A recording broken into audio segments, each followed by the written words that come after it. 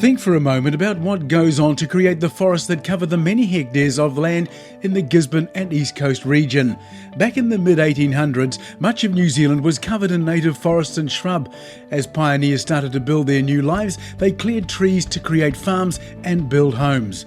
The timber from the forest was used to build infrastructure on farms and homes across the land. It was soon realised more plantings needed to go in, and in the late 1850s, radiata pine was introduced to see if it would be a good candidate. Unsurprisingly, it proved to be a winner with an excellent growth rate. Seeds were brought in from California in the 1870s, and trees grown mainly for shelter belts. Radiata pine was the species of choice when New Zealand's first forestry planting boom hit in the 1920s and 30s. It grew well throughout the country on a variety of soil types.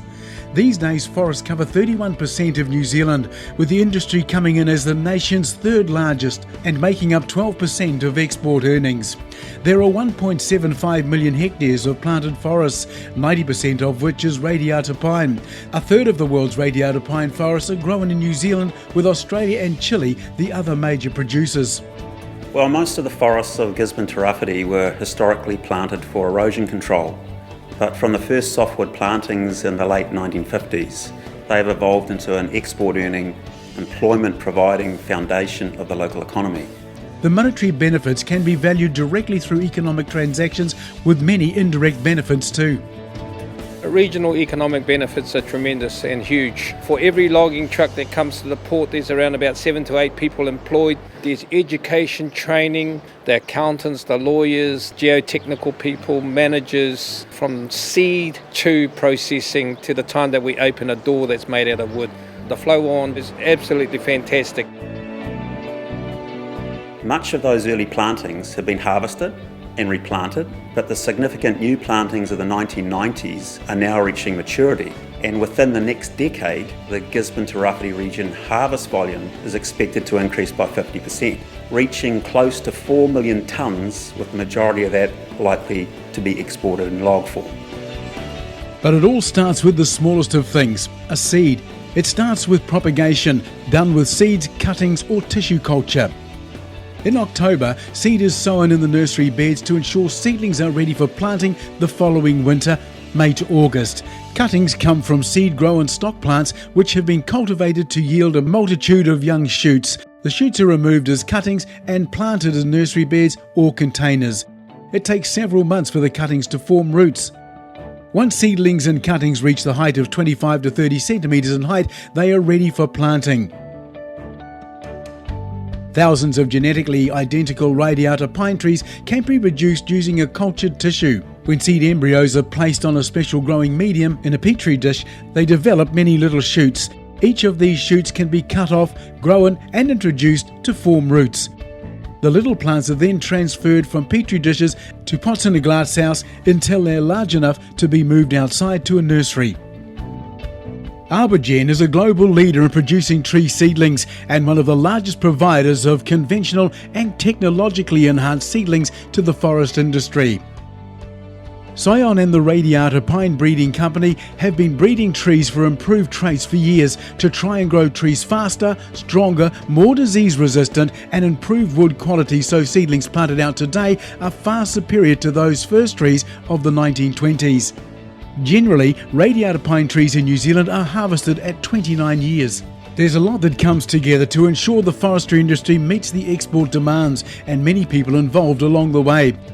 Once the trees are in, there's regular pruning to be done.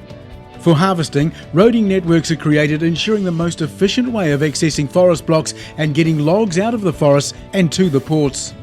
At harvest time, the trees are felled either using chainsaws or mechanical harvesters, both of which are highly skilled tasks.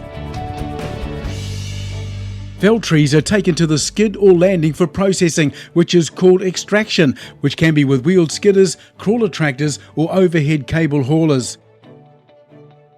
The skid sites are often in remote areas, and the forestry workers can sometimes have long days, especially when travel time to and from the sites is considered. The Eastland Wood Council members recognise the importance of the rules and guidelines out there that are there to keep us safe, make sure every worker goes home at the end of every day. So we're always working on those, making sure people stick to them, and if anything, trying to set higher standards. At the skid, the branches are cut off and the stems are cut into logs, either by people with chainsaws or a mechanical processor. The log maker is a highly skilled individual who determines which are the best value logs based on log diameter, branch size and straightness.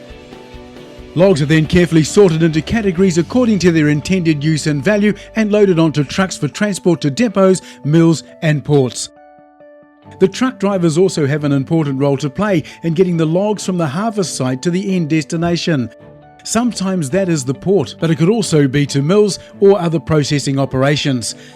Yeah, well, log trucks are the face of the forest industry, and sometimes they create public concern over the number of trucks and perceived damage they do to roads. To suggest that log trucks cost ratepayers money is just not true. Every road user pays their share of road repairs either through fuel tax or, in the case of heavy vehicles, road user charges. It would seem many truck drivers are on the road 24/7. In the Tairāwhiti region, their days often start at 2 a.m, with the door closing on the cab at 3 p.m. each day, 5 days a week. The domestic market is too small to absorb the ever-increasing annual market, with much of the local product sold to Korea, Japan, China and India. Eastland Port in Gisborne is the district's only primary seaport, with about 92 to 95% of the region's export production being shipped from it. Since the early 2000s, when the port exported about 300,000 tonnes, our exports have grown to over 2.5 million this year, and we're expecting those to move to about 3.5 million by the year 2020. Efforts to add value to the local export product include New Zealand's largest log scaling facility, an on-site debarking and fungicidal treatment plant that processes up to 1,200 cubic metres of high-value pruned logs a day. Bark from the harvested pines was once viewed as a waste product, but is now used in fuel kilns and dryers at wood processing plants, as well as being made into plant propagating mixes, mulches and composts. An extract from the bark is even used in a dietary supplement. The treatment of wood has changed over the years too. Before the 1940s, pine was treated with creosote, which was replaced by tannalizing, which extends the life of the timber for decades. Plenty of research has been done on the impacts of forestry on the environment, and the results highlight how valuable the industry is to the nation, while having more positive impact on the environment than many other industries. So forests provide ecosystems for our native flora and fauna. Another environmental benefit is the effects that the trees have of protecting the soil, enhancing some of the nutrients through carbon returning to the soils. The primary benefit that forestry provides to the Tairāwhiti, first and foremost, was planted there for erosion control. I've seen the before and after pictures, and it is transformational. Forestry is not only better for the planet, but it creates a new value-added market which benefits suppliers, consumers and the economy, and of course the environment for generations to come.